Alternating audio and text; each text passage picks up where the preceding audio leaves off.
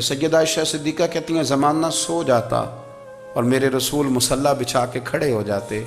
او یار کھیتی باڑی کر کے نہیں، محنت مزدوری کر کے نہیں. جناب عائشہ کہتی ہیں میں یہ بھی دیکھتی کہ حضور ایک آیت شروع کرتے تو ساری رات اسی کو پڑھتے، اور میری نظر جاتی تو قدم مبارک پہ ورم آ جاتا. یار نماز پڑھ کے اتنی مشقت کر کے اتنی جد و جہد کر کے ورم آ گیا، یا رسول اللہ اتنی محنت کیوں کرتے ہو؟ فرمایا افلا اکون عبدا شکورا، کیا میں اپنے رب کا شکر گزار بندہ نہ بنوں؟ صحابہ کا ذوق عبادتوں کا، ریاضتوں کا، تلاوتوں کا، طبیعت ہے ان کی. وہ ایک دوسرے کو، حضرت مولا علی شیر خدا کرم اللہ تعالی وجہ الکریم کے زمانے میں روم کے بادشاہ نے کہا یار یہ مسلمانوں کا پتہ تو کرو، یہ آخر کیوں اتنے زیادہ مجاہد ہیں؟ اس زمانے میں جاسوس بھیجنے کا مزاج تھا. اب تو جاسوس پکڑا جاتا ہے، اب تو جاسوس ہو، اور جاسوسی کا شوق ویسے آج بھی ہے. عرض کروں تھوڑی سی بات اس عنوان سے. پتہ ہے کیا ہمارا مسئلہ ہے؟ ہم جہاں جاتے ہیں نا وہاں تھوڑی خوشبو سونگنے کی کوشش کرتے ہیں. وہ کیا ہے تو یہ کیا ہے تو ادھر کیا ہے تو تھوڑا سا ادھر کیا ہے. میرے رسول پاک پڑھیے درود شریف، سارے پڑھیے ذرا زور سے صلی اللہ تعالی. نبی پاک علیہ السلام نے فرمایا جاسوسی نہ کرنا ورنہ تم بندوں کو خراب کر دو گے، اور فرمایا اس طرح نہ ہو کہ تم کسی کے اب کھول نہ نکلو تو تمہارے پہلے کھول جائیں. یہ جو ذوق ہے نا یہ ختم کریں، چھوڑیں. مطلب آپ کس چکر میں پڑے ہوئے ہیں؟ اتنی زیادہ توجہ کرنے کی کیا ضرورت ہے؟ نے کام سے کام رکھیں، اس میں بندہ تھوڑا سا نا آسان رہتا ہے. یہ جو بہت زیادہ ٹٹولنے والے لوگ ہوتے ہیں نا وہ بیچارے پھر عمر ٹٹولتے ہی گزار دیتے ہیں، اس لیے کہ مزاج ہی بہت پکا ہے. بوری کا منہ کھول کے اندر تک ہاتھ ڈالنا تو پھر کئی دفعہ سامنے سے بچھو بھی لڑ جاتا ہے، خرابی ہوتی ہے.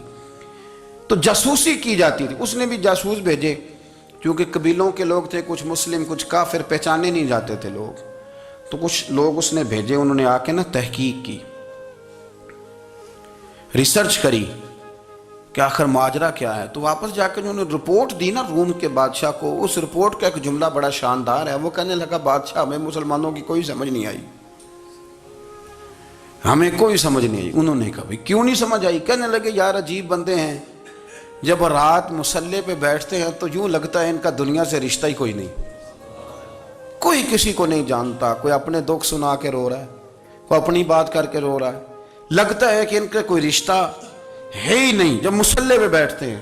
اور فرمایا جب سویرے یہ جہاد کرنے نکلتے ہیں تو لگتا ہے ان سے زیادہ دلیر ہی کوئی نہیں.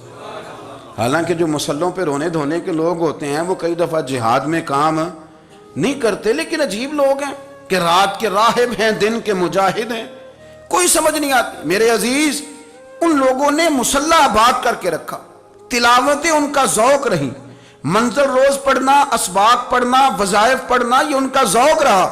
اعلیٰ حضرت بریلوی رحمت اللہ نے 1000 کتاب لکھی ہے، لیکن الوظیفۃ الکریمہ کے نام سے جو وہ صبح و شام وظائف پڑھتے تھے وہ الگ انہوں نے ان کو بیان کیا. پابندی کے ساتھ اپنی اللہ اللہ کرتے تھے. شیخ شہاب الدین سہروردی رحمت اللہ علیہ، اس پر ایک بندے نے اعتراض کیا. اس نے کہا جی آپ کس قسم کے صوفی ہیں، مرید بیٹھے ہیں اور آپ وہاں نفل پڑھ رہے ہیں؟ یہ بھی بڑا مسئلہ ہوتا ہے نا. جو بندہ ملنے آتا ہے وہ اپنے ٹائم کے حساب سے آتا ہے، اور پھر اس کا یہ بھی خیال ہوتا ہے کہ پیر صاحب جو ہیں وہ چونکہ درویش ہیں تو نہ انہیں روٹی کھانی چاہیے نہ سونا چاہیے، چونکہ وہ درویش ہیں، اور ہم چونکہ درویشوں کے ماننے والے ہیں لہذا ہمارا یہ طریقہ ہونا چاہیے کہ جیسے ہم کہیں درویش ویسے ہی کر جائے. حالانکہ جس کو آپ درویش کہیں گے آپ اس کی مانیں گے، آپ منوائیں گے نہیں. ہمارا مزاج ہوتا ہے. شیخ شہاب الدین پر لوگوں نے اعتراض کی، حضور لوگ ملنے آئے ہیں، زیارت کرنے آئے ہیں، بندے دعا کرانے آئے ہیں، اللہ اللہ کرانے آئے اور آپ نفل پڑھ رہے ہیں. کیا جملہ ہے، کیا حسن ہے، کیا خوبصورتی ہے. فرمانے لگے رب رسول سے مانگنے کے لیے مصلی بچھایا ہے، اگر وہاں سے مانگوں گا نہیں تو تمہیں دوں گا کیا؟ پہلے مجھے کچھ لے تو لینے دو، اگر میرے پلے کچھ ہے ہوگی تو آگے دوں گا نا. تو میں مانگنے گیا تھا کہ یا اللہ دے تیرے بندے لینے آئے، دے تو میں کچھ لوں گا تو آگے دوں گا نا. لیکن ہمارا یہ سٹیٹس، یہ مزاج، یہ شعور نہیں ہے. گپیں، کہانیاں، داستانیں، گفتگو، خطابت، واز، کیا بات. لیکن اگر کچھ کرنے کا کام ہو تو وہ نہیں ہم سے ہوتا. میرے نبی کریم علیہ السلام نے مصلی سے دل لگانے کا درس دیا، حضور نے توجہ دلائی. صحابہ اس ذوق کے حامل لوگ تھے، وہ کوشش کرتے تھے جناب صدیق اکبر رضی اللہ تعالیٰ عنہ کا عبادت کا مزاج ہمیشہ قائم رہا. حضرت عمر فاروق ساری رات اللہ کے حضور کھڑے رہے. حضرت عثمان غنی رضی اللہ تعالیٰ عنہ عشاء کی نماز پڑھ کے 2 رکعتوں کی نیت باندھتے تھے. 15 سپارے پہلی رکعت میں پڑھ دیتے تھے اور 15 سپارے قرآن مجید کے دوسری رکعت میں پڑھ دیتے تھے. آپ نے نا حضرت عمر فاروق کے وصال کے بعد ان کی ایک بیوہ سے نکاح کیا. حضرت عثمان غنی نے نکاح کیا. وہ خاتون آپ کے نکاح میں آئیں تو عرض کرنے لگیں امیر المومنین میرے لیے اعزاز تو بہت ہے کہ میں امیر المومنین کی بیوہ تھی تو امیر المومنین کی منکوحہ ہو گئی ہوں، لیکن حضور نہ تو میں جوان ہوں کہ میرے اندر رغبت ہوتی اور نہ میں اب اس قابل ہوں کہ کوئی خدمت کر سکوں، میرے ساتھ نکاح کی وجہ کیا بنی؟ تو عثمان غنی رو پڑے. فرمانے لگے میں نے عمر فاروق کو مسجد میں اپنے رب سے ڈرتے ہوئے دیکھا ہے، میں نے اسے روتے ہوئے دیکھا ہے، عدل کرتے دیکھا ہے، انصاف کرتے دیکھا ہے، امت کی خیر خواہی کرتے دیکھا. تمہارے ساتھ نکاح اس لیے کیا ہے کہ تم مجھے یہ بتاؤ کہ عمر فاروق گھر کے اندر اپنے رب کو کیسے راضی کرتے تھے، گھر کے اندر کیسے راضی کرتے تھے، وہ طریقے بتلاؤ، تم بتاتی جانا اور میں بھی اسی طرح گھر میں عبادت کروں. میرے رسول کریم علیہ السلام نے ارشاد فرمایا، حضور فرمانے لگے جس گھر میں اللہ کا ذکر ہوتا ہے وہ گھر زندوں کا ہے، اور جس گھر میں رب کریم کا ذکر نہیں ہوتا وہ گھر زندوں کا نہیں ہے. گھر نا ہم نا کتابوں میں پڑھتے ہیں کہ ایک بزرگ کہتے ہیں، حضرت فضیل بن عیاض کہتے ہیں کہ میں ایک گلی سے گزر رہا تھا تو گھر کے اندر کسی قاری سامنے قرآن کی آیت پڑھ دی ولی من خاف مقام ربہ جنتان. میں تے میرے کانوں سے ٹکرائی تو اللہ نے میری کایا ہی پلٹ دی، میں توبہ کر گیا. اب گھر کے اندر سے آواز آئے تو صحیح نہ تلاوت کی، پر اندر سے آواز آتی نہیں، یا ڈیک بجنے کی آواز آتی ہے، یا ٹی وی چلنے کی آواز آتی ہے، یا دھوم مچانے کی آواز آتی ہے. عبادت کا وہ جو خاص شوق تھا، وہ جو حسن تھا، وہ جو توانائی تھی، وہ جو بات تھی. ایک جگہ پہ ہم بیٹھے تھے تو وہاں ایک صاحب آئے اور انہوں نے آتے ہی کہا کہ مہربانی کریں ذرا مجھے مصلی دے دیں، میرے نہ کچھ نفل رہ گئے. تو میں نے وضو کر لیا تو کوئی مصلی مل جائے. مصلی انہیں دے دیا گیا، وہ مصلی لے کے چلے گئے تو پیچھے ایک صاحب نے تبصرہ کیا، کہنے نے کتنا ریاکار بندہ ہے، لوگوں کو دکھا رہا ہے کہ میں نفل پڑھتا ہوں، ہے کوئی بات کرنے والی. میں نے اسے کہا تو مہربانی کرنا اس طرح کی ریاکاری تو بھی کر، پکڑ مصلی اور جا تو بھی تھوڑی ریاکاری کر کے آ، اٹھ ذرا شکر کر کوئی یہ ریاکار بھی ملا ہے، کوئی نفل پڑھ کے ریاکاری کر رہا ہے. اللہ کا میں کہتا ہوں کو پڑھے تو صحیح نہ، یا یہ کوئی دور ہے نفل پڑھنے کا؟ اس میں تو لوگوں کا مزاج ہی نہیں، طبیعت ہی نہیں. میں نے کہا چل مہربانی کر یہ لے مصلی اور تو بھی جا تھوڑی سی یا کر یا ریاکاری کرو تو صحیح نا. مزاج ہی نہیں، ذوق. جمعے کی نماز پڑھ کے یوں دنیا بھاگتی ہے، او ہو پتہ نہیں کون سی پیچھے آگ تھی جو بجھائی جائے گی. اور آج تک لوگ مسئلہ پوچھ رہے ہیں کہ جمعے کی بعد والی سنتیں کتنی ہوتی ہیں. میں نے کہا کتنے سال ہو گئے جمعہ پڑھتے، کتنے سال ہو گئے، ابھی تک سنتوں کا نہیں پتہ، ابھی تک نے علم کے پہلے کتنی رکھتے ہیں اور بعد میں کتنی رکھتے ہیں. فجر کی سنتیں کب پڑھنی چاہیے، سنو فجر کی سنتوں کے بارے میں. میرے رسول کریم سید عالم صلی اللہ تعالیٰ علیہ وسلم سے ایک صحابی نے پوچھا تھا حضور میری فجر کی سنتیں رہ گئیں یا رہ جاتی ہیں تو حکم کیا ہے؟ کیا انداز ہے حضور کا. بخاری مسلم کے لفظ سنو. حضور سید عالم صلی اللہ علیہ وسلم فرمانے لگے، اس نے کیا پوچھا تھا، حضور جواب کیا دیتے ہیں؟ فرمایا فجر کی سنتیں کبھی نہ چھوڑنا، فجر کی پہلی 2 سنتیں کبھی نہ چھوڑنا. یا رسول اللہ صلی اللہ تعالیٰ علیہ وسلم میری رہ گئی ہیں، رہ جاتی ہیں. فرمایا فجر کی 2 سنتیں نہ چھوڑنا. فرمایا فجر کی پہلی 2 سنتیں مجھے دنیا اور دنیا کے اندر جو کچھ ہے وہ سب سے زیادہ پیاری ہے. فجر کی 2 سنتیں دنیا اور دنیا میں جو کچھ ہے مجھے وہ سب سے زیادہ پیاری ہیں. اس لیے فجر کی سنتیں نہ چھوڑنا. اپنا ذوق، اپنی طبیعت، ہم نے نا ذوق غلط بنا لیا ہے. اگر 20 بندے کہہ بھی دیں گے تو نے بڑی شاندار تلاوت کیا تو کیا اس سے بنے گا؟ 100 بندہ کہہ بھی دے تیری کیا بات ہے، کیا بات ہے نعت خاں کی، کیا بات ہے علامہ صاحب کی، پیر صاحب کی، پیر مہر علی شاہ صاحب رحمت اللہ علیہ. آپ تشریف فرما تھے تو آپ کے ایک ہی بیٹے بابو جی جن کو کہا جاتا ہے، جس دن صاحبزادے پیدا ہوئے تو خادم نہ وہاں سے نکلا. ان لوگوں کے شوق اور طرح کے تھے نا تو ان کی توجہ بھی اپنے شوق کی طرف رہتی. تو خادم نکلا اندر سے، پیر صاحب مبارک ہو، پیر صاحب مبارک ہو، پیر صاحب مبارک ہو، پیر صاحب مبارک ہو. شور کر رہا ہے. تو پیر صاحب کو وجد ہو گیا، اللہ اکبر اللہ اکبر اللہ، او کیا ہوا، کس بات کی مبارک دے رہے ہو؟ عرض کی حضور اللہ نے بیٹا دیے۔ تو آپ فرمانے لگے اچھا حضور آپ کیا ہوا، آپ تو پریشان ہو گئے۔ فرمانے لگے جب تو نے 3 دفعہ کہا نا مہر علی کو مبارک ہو، تو میں سمجھا تھا شاید تجھے کسی نے بتا دیا ہے کہ مہر علی سے اللہ راضی ہو گیا۔ میں سمجھا تھا کہ شاید تو یہ خبر لے کے آیا ہے کہ کسی نے بتایا ہے کہ مجھے آج خبر ملی ہے کہ مہر علی سے رب اچھا پتر ہوا ہے، الحمدللہ اللہ کا شکر ہے، پر میرے لیے مبارک کا دن وہ ہوگا جب میرا رب کہے گا کہ میں مہر علی سے راضی ہوں، میرے محبوب کہیں گے کہ میں مہر علی سے۔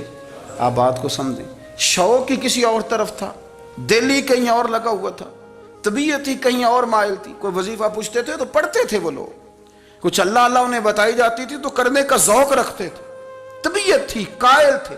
حضرت ربیع کہتے ہیں میں بڑی دور سے سفر کر کے گیا حضرت اویس کرنی سے ملنے، بڑی دور سے، اور جب میں پہنچا تو فجر کا وقت تھا، تو حضرت اویس کرنی کو میں نے پا لیا، تو وہ نماز پڑھ کے نا قرآن شریف لے کے بیٹھ گئے۔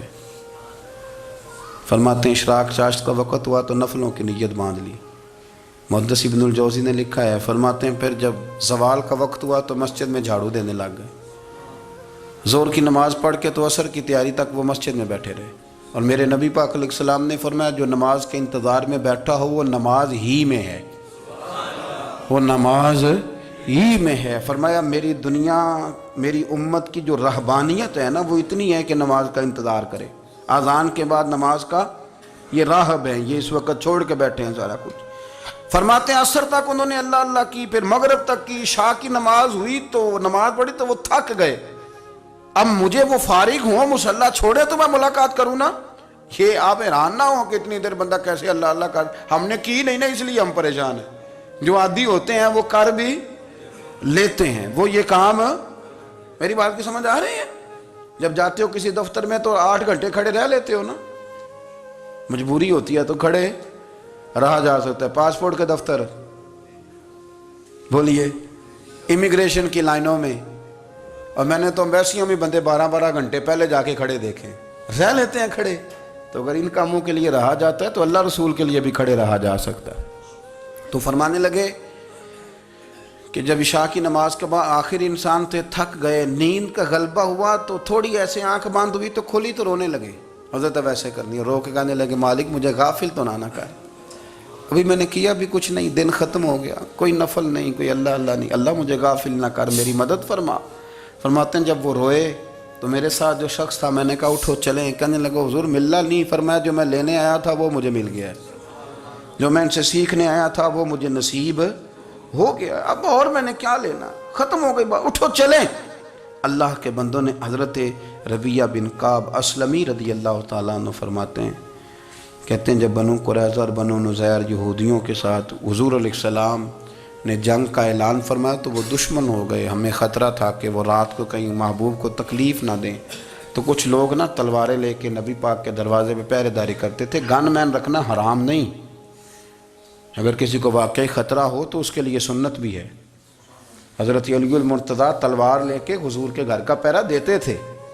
حضرت ربیعہ بن کعب اسلمی رضی اللہ تعالیٰ عنہ فرماتے ہیں کہ رات میری ڈیوٹی تھی کہ میں حضور کے گھر کا پہرا دوں گا، تو فرماتے ہیں میں باہر سن رہا تھا، ساری رات ہی میرے نبی پاک نے اللہ کی تسبیح پڑھی، ساری رات، کبھی تسبیح، کبھی تحلیل، کبھی تحمید، کبھی تکبیر، ساری رات۔ فرماتے ہیں ساری رات حضور پڑھتے رہے اور ساری رات ہی میں سنتا رہا، مجھے اونگ آ گئی، میری آنکھ لگ گئی، حضور ابھی پڑھ رہے تھے، میں تھک کے سو گیا، اور فرماتے ہیں جب میری آنکھ دوبارہ سے کھلی تو میرے کانوں میں پھر کوئی چیز گونجی، تو میں نے کان لگایا تو میرے حبیب ابھی بھی اللہ کو یاد کر رہے، ساری رات حضور رب کی عبادت کرتے۔ اسی لیے تو کہا یا ایھا المزمل قم اللیل الا قلیلا، حبیب ساری رات تو نہ جاگا کا، تھوڑا آرام بھی کر لیے گا۔ میرے بھائی اپنا مصلی، اپنی عبادات، اپنے وظائف، اللہ اللہ جو آپ نے کسی سے سیکھی ہے اس کو کبھی کمزور نہ ہونے دیں۔ شجرہ شریف جو کسی بزرگ سے آپ لے لیتے ہیں تو کیا رسم ہے کوئی؟ اس پہ کچھ لکھا ہوتا ہے، وہ پڑھنے کے لیے دیا جاتا ہے، اس پہ لکھا ہوتا ہے کہ یہ اللہ اللہ آپ نے کرنی ہے۔ ساری زندگی کسی اسکول میں داخل ہو گئے اور وہاں جا کے آپ نصاب ہی نہ پڑھیں، کتاب ہی نہ کھولیں تو پاس ہو جائیں گے؟ وہ کہتے ہیں میں 20 سال جاتا رہا ملا کچھ نہیں. تو آپ نے لیا کیا ہے؟ ایک اتنی سی کتاب تھی، اس کو تو کھول کے آپ دیکھ نہیں سکے، اس کے وظائف تک تو رسائی نہ ہوئی. اس لیے کہ اللہ اللہ کرنا مشکل ہے اور تصویر کھنچانا یہ آسان کام ہے. تو جو آسان ہے اس طرف ہماری توجہ لگی رہتی ہے اور جو مشکل ہے اس طرف ہم ذوق پیدا نہیں کرتے. یا ایھا الناس اعبدوا ربکم الذی خلقکم والذین من قبلکم لعلکم تتقون. اے لوگو اس رب کی عبادت کرو جس نے تمہیں پیدا کیا اور تم سے پہلوں کو پیدا کیا، اس لیے عبادت کرو کہ تم پرہیزگار ہو جاؤ گے. مالک سمجھنے کی توفیق عطا فرمائے.